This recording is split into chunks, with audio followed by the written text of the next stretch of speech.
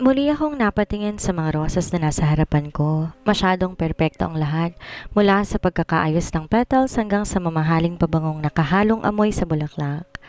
Ang diamond bracelet na nasa loob ng eleganteng kahon ay hindi ko pa rin lubos maisip kung paano ko tatanggapin. Napalunok ako. May kakaibang init na lumukob sa puso ko, isang bagay na hindi ko maipaliwanag. Damian had always been a mystery to me. Kiniyom ko ang aking kamao at tiningnan si Adrian. Ano na naman ang ginagawa niya rito? Nagpalitan ng tingin na ibang empleyado sa loob ng bangko. Ang ilan ay nagbulungan. Ang iba naman diretsyong tumitig sa akin, halatang naghihintay ng drama na maaaring mangyari. Sino ba naman ang hindi mapapaisip? Ilang minuto lang ang nakalipas nang may nagpadala sa akin ng isang napakagarang regalo. Tapos ngayon dumating si Adrian na may hawak ring bulaklak. Napalunok ako sa inis. Wala na ba siyang ibang oras para manggulo? Diretso ang lakad niya patungo sa counter ko. Ang mga hakbang niya ay mabibigat at kita sa ekspresyon niya ang determinasyon. Napansin ko ang ibang empleyado bahagyang umatras, marahil para bigyang daan ng confrontation na tila hindi na maiiwasan. Belle, seryoso niyang tawag sa akin. Nagtaas ako ng kilay at nag-cross ng braso sa dibdib ko. Anong ginagawa mo rito? Napabuntong hininga siya at inilapag ang bouquet sa counter. I need to talk to you. Pinandilatan ko siya ng mga mata. Wala na tayong dapat pag-usapan, Adrian. Hindi mo ba nakikita? May trabaho ako. Please, Belle, just give me a minute. Tapos na tayo. Hindi ko siya pinatapos. Tumayo ako mula sa upuan ko at tiningnan siya ng diretsyo sa mata. Ano bang gusto mong patunayan sa pagpunta mo rito, ha? Para ano yung bulaklak na yan? Para lokohin ulit ako? Para ipaalala sa akin isang malaking pagkakamali ang naging relasyon natin? Kumuyom ang kamao niya. Kita sa ekspresyon niya na hindi niya inaasahan ang tigas ng boses ko. Nagpatuloy ako. Kung gusto mong humingi ng tawad, gawin mo yan sa sarili mo. Dahil sa totoo lang, Adrian, wala akong pakialam sa sasabihin mo. Naparunok siya pero hindi siya umatras. Belle, alam ko nasaktan kita. Alam kong nagkamali ako pero ano? Putol ko? Hindi na maitago ang pait sa boses ko. Pero gusto mo na bumalik ako sa'yo? Para ano? Para saktan mo ulit? Tumahimik siya. Halatang hindi niya alam ang isasagot. Pinandilatan ko siya ng mata. Alam mo, Adrian, sa dami ng bagay na ginawa mo, sa lahat ng sakit na idinulot mo sa akin, hindi ko talaga maintindihan kung ano pang gusto mong makuha sa pagpunta mo rito. Dahan-dahang bumagsak ang mga balikat niya. Gusto ko lang sanang itama ang lahat. Napangiti ako ng mapait. Ang problema, Adrian, may mga bagay na hindi mo pwedeng itama. Hindi na akong babaeng kayang takutin ang presensya niya.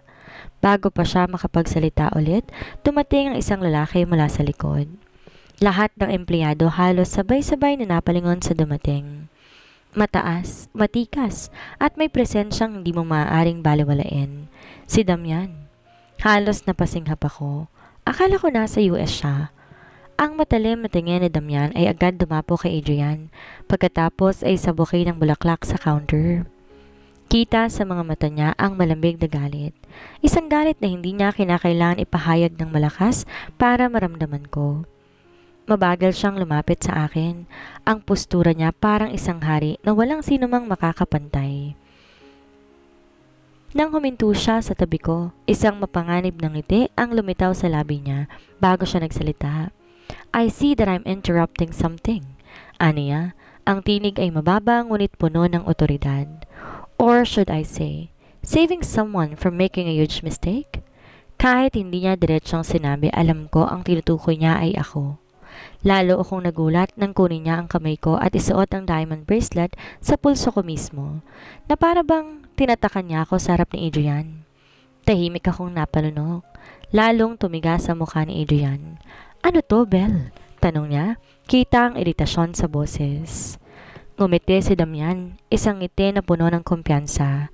Hindi ba halata? Sagot niya. Binibigyan lang kita ng paalala na hindi mo siya pag-aari. Napakasikip ng katahimikan sa loob ng bangko. Lahat ng empleyado tahimik na nagmamasid na para bang nanonood ng isang eksena na kinuha mula sa isang pelikula. Si Adrian ay kumuyom ang kamao. Gusto niyang magwala pero hindi niya magawa.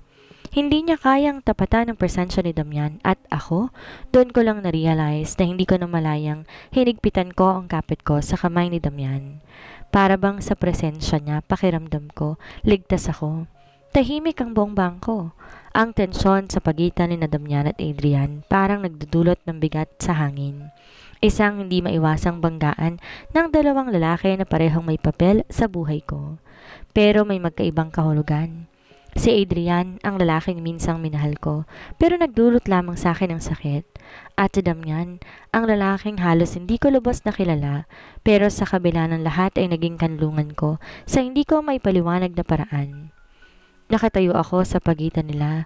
Ang puso ko bumibilis ang pintig habang pinagmamasdan ang reaksyon ni Adrian. Galit, pagkabigo, at isang emosyon na tila hindi ko lubos maunawaan. Hindi siya sanay na hindi nakukuha ang gusto niya. Hindi siya sanay na hindi ako bumabalik sa kanya, ngunit ngayon, hindi na ako ang dating Belle na hinayaan niyang saktan at lokohin. Si Damian ang unang bumasag sa katahimikan. I don't appreciate other men bringing flowers to my wife. Aniya, malamig ang tinig. Napatingin ako sa kanya, nagulat sa sinabi niya, My wife? Narinig ko ang mumunting bulungan sa paligid. Mga kasamahan kong di makapaniwala sa narinig nila. Ngunit mas larang nagdilema ekspresyon ni Adrian. Wife? Inulit niya na para bang di niya kayang lunukin ang salitang iyon. You're lying. Damian smirked, pero ang ngiting iyon ay walang kahit anong init. Am I? Napansin kong inangat niya ang kamay ko. Pinakita sa lahat ang bracelet na ibinigay niya kanina. Sa ilalim ng liwanag ng bangko, kumikislap ito. Isang hindi maitatangging simbolo ng pagmamay-ari o proteksyon. Belle, tell me this isn't true. Halos pabulong pero puno ng desperasyon ang boses ni Adrian. Dahil ba hindi niya kayang tanggapin na wala akong balak bumalik sa kanya? Huminga ako ng malalim. Ang pagkakataong to'y matagal ko nang hinintay. Ang sandali kung kailan ako na mismo ang maglalagay ng hangganan sa pagitan namin ni Adrian. Tumingin ako sa kanya, diretso sa mga mata niya. It's true, Adrian, matatag kong sabi. I am married to Damian. Your uncle is my husband? Napanganga siya, halos hindi makapaniwala. Hindi ko alam kung anong mas nakasakit sa kanya, ang mismong deklarasyon ko o ang katotohanang hindi ko siya binigyan ng kahit anong espasyo sa puso ko. Paano? Bulong niya. Halatang hindi pa rin makapaniwala. I don't need to explain anything to you, sagot ko. You lost the right to ask questions the moment you betrayed me. Matigas akong tumingin sa kanya. Hindi ako patitinag. Nakakuyom ang kamao niya pero hindi na siya nagsalita. Alam niya, wala nang saysay na ipagpalit pa. Napatingin ako kay Damian at ganon din siya sa akin. Hindi ko alam kung bakit pero pakiramdam ko, kahit ito ay parte lamang ng kasunduan namin, may isang bagay sa paraan ng pagkakatitig niya sa akin na tila nagsasabing hindi to basta palabas lang. At yun ang bagay na mas lalong nagpakabog sa puso ko. Let's go, bulong ni Damian sa akin. Hindi ko alam kung bakit, pero pasang kusa akong sumunod sa kanya. Iniwan si Adrian sa likod kasama ng lahat ng sakit at alaala ng nakaraan. Habang naglalakad kami palabas ng bangko, ramdam ko ang malamig na presensya ni Damian sa tabi ko. Tahimik siya pero hindi nangangahulugan na wala siyang iniisip. Paglabas namin, isang itim na luxury car naghihintay sa harapan. Walang tanong-tanong, binuksan niya ang pinto para sa akin. Tumitig ako sa kanya saglit bago tuluyang pumasok. Sa loob ng sasakyan, saka ko lang naramdaman ang bigat ng lahat.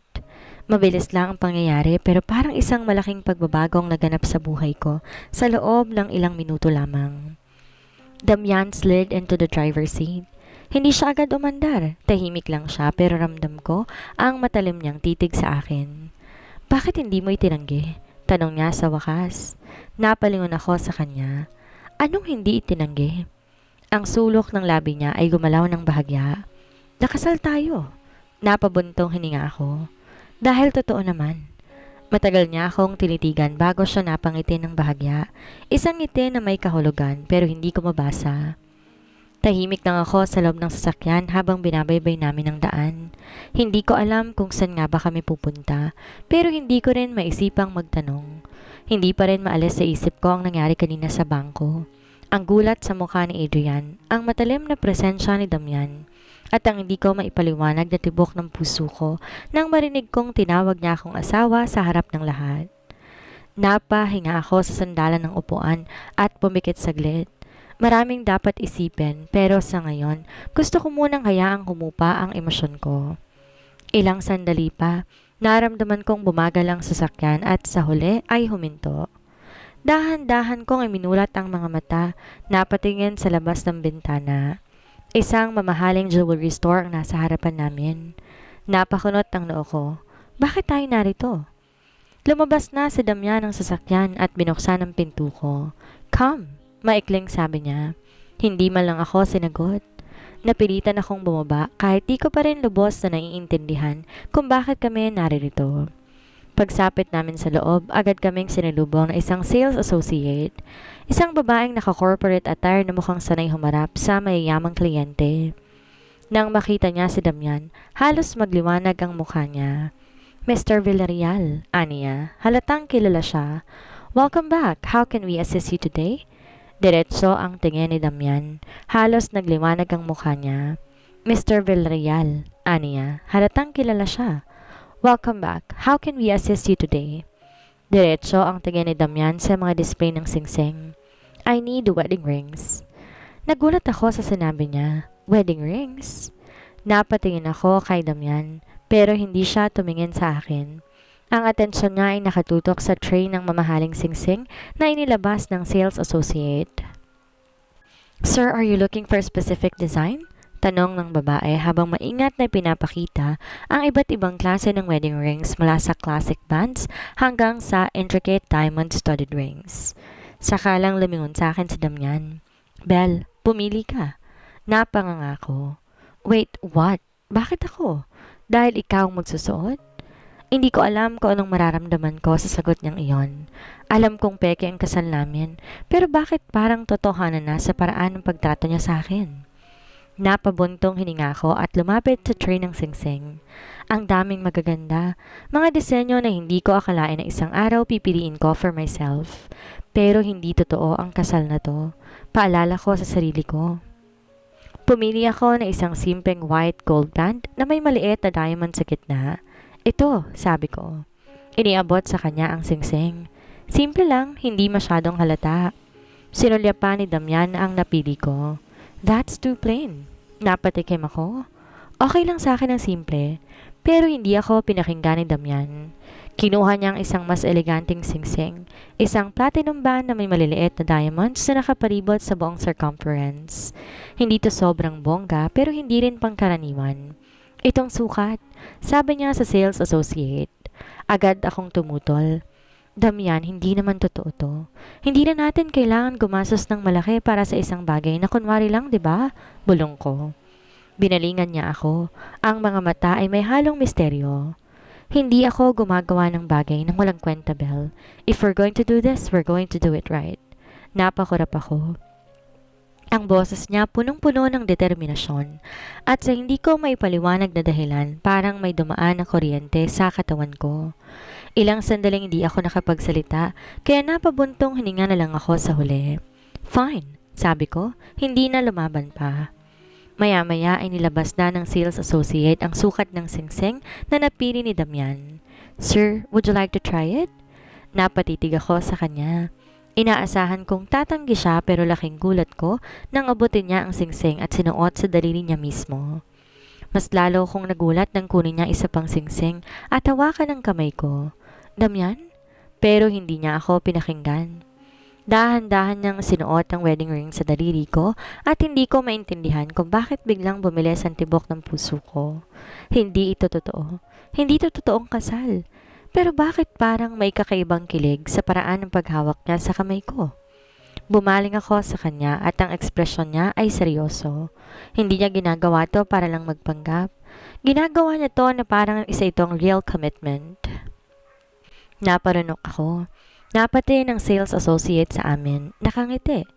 Perfect fit, sir. Ma'am, you two look amazing together. Napangiti si Damian pero hindi ko alam kung dahil ba to sa compliment o dahil gusto lang niya akong asarin. Of course we do.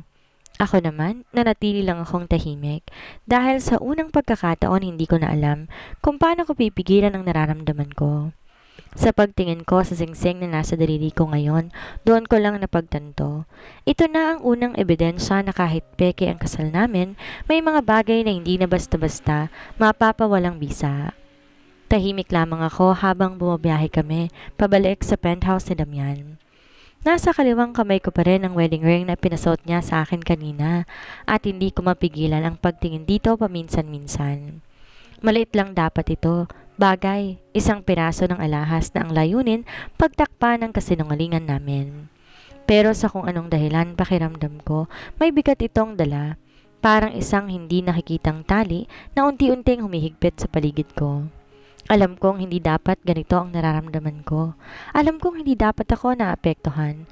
Pero bakit ang bigat ng pakiramdam ko? Something wrong? Tanong ni Damian mula sa tabi ko. Hindi inaalis ang mata sa daan. Napalingon ako sa kanya at saglit na napagmasdan ang seryoso niyang mukha habang nagmamaneho. Ang matigas na panga, ang matangos na ilong at ang bahagyang kulubot sa kanyang noo na tila laging nag-iisip. Hindi ko maiwasang mapansin kung gaano siya kakalmado. Gusto ko sanang itanggi pero wala akong lakas para magsinungaling. Hindi ko kalaing darating ako sa puntong to. Mahinang sagot ko. Alam kong kasunduan ng lahat pero hindi ko inaasahang magiging ganito ito katotoo sa pakiramdam. Isang malaking katahimikan ang namagitan sa amin bago siya muling nagsalita. You can still back out, malamig niyang sabi. I am not forcing you to do anything, Belle. Napakunot ang noo ko. Hindi ako umaatras. Sagot ko agad. Nagulat lang ako na ginawa mo talaga to ng seryoso. Dumiko siya sa isang kanto at saka saglit na tumingin sa akin. You agreed to be my wife. Fake or not, I don't half-ass things. Hindi ko alam kung bakit pero may kung anong init na dumaloy sa dibdib ko sa sinabi niyang iyon. Hindi ko maintindihan ang lalaking to. Hindi ko alam kung kailan siya nagpapakatotoo o kung ito'y bahagi lang ng laro niya.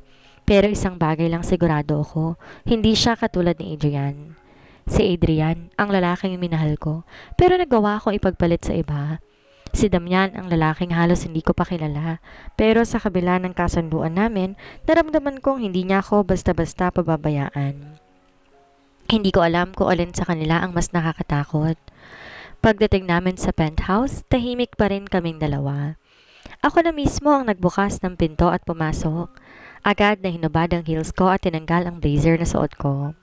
Narinig ko ang pagsara ng pinto at ang mabibigat na yapak ni Damian papasok. Kailan ulit ang first public appearance natin bilang mag-asawa? Tanong ko.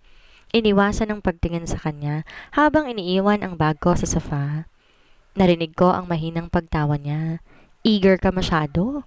Bumaling ako sa kanya at nakita ko nakangiti siya ng bahagya. Para bang naaaliw sa tanong ko. Gusto ko lang matapos to ng maayos, sagot ko. Lumapit siya at naupo sa kabilang dulo ng sofa. Yes, it is an important event. I need to show the world that I am a married man now. Lahat ng events na pupuntahan ko dapat nandoon ka rin. Napakagat ako sa labi. Alam ko ito ang kailangan naming gawin, pero ba't parang bumibigat ang pakiramdam ko habang pinakikinggan siya? Hindi ko alam kung dahil ba ito sa ideya na kailangan kong magpanggap sa harap ng maraming tao o dahil sa takot na baka sa kapapanggap namin, tuluyan akong mahulog sa bitag ng sarili kong damdamin. Alright, bulong ko. I'll be ready. Tumayo si Damian, tumingin sa akin na para bang tinatansya ang ekspresyon ko. I will make sure you will be. Sa mga salitang iyon, hindi ko alam kung dapat ba akong matuwa o matakot.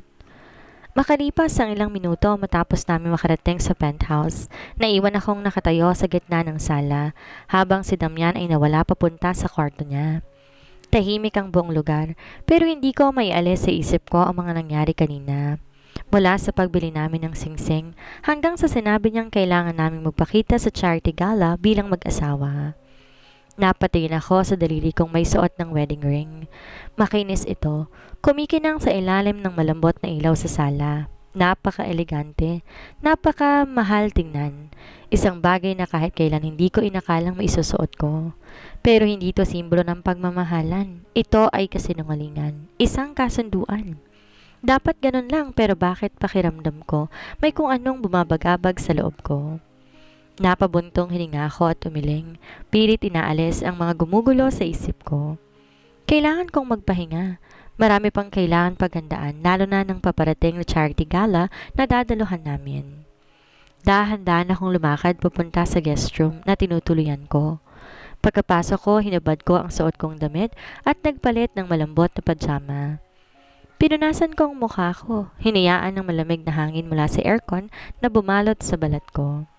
Akala ko madali lang akong makakatulog, pero sa halip ilang oras akong nakahiga lang sa kama, gising at tulala.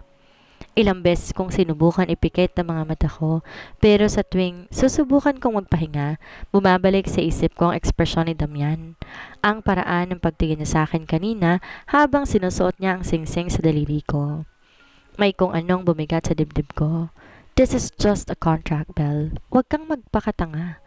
Pinilit kong itulak palayo ang lahat ng emosyon na gustong lumabas, pero mas lalo kong hindi nakatulog. Napagdesisyonan kong bumangon at uminom ng tubig. Dahan-dahan akong lumabas ng kwarto at naglakad papunta sa kusina.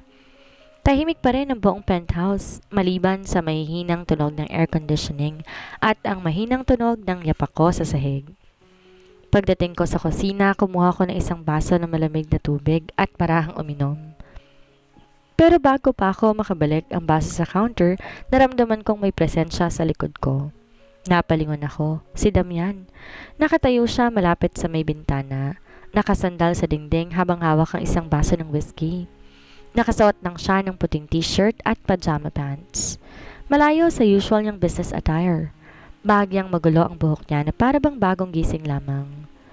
Sa mahinang liwanag mula sa labas ng bintana, mas lalo pang lumutang ang matatalim na features niya, ang malalim niyang mga mata, ang tuwid niyang ilong at ang bahagyang guhit ng labi niya na tila may itinatagong sekreto. Muli, naramdaman ko ang pamilyar na pagkabog ng puso ko. Hindi ka rin makatulog? Tanong niya, basag sa katahimikan. Naparanok ako at tumango. Medyo. Dahan-dahan siyang lumapit. Nilapag ang baso niya sa counter bago ko tiningnan. Too much thinking? Huminga ako ng malalim bago matalim na tumango uli. Medyo overwhelming lang lahat. Hindi ko alam kung bakit ko yun sinabi. Hindi naman ako mahilig mag-open up, lalo na sa isang taong halos hindi ko pa lubusang kilala. Pero kay Damian, iba. Parang kahit anong pagtago ko, alam niyang may bumabagabag sa akin. Nagtagal ang tingin niya sa akin bago siya marahang tumango. It's normal. You're stepping into a world you never imagined being part of.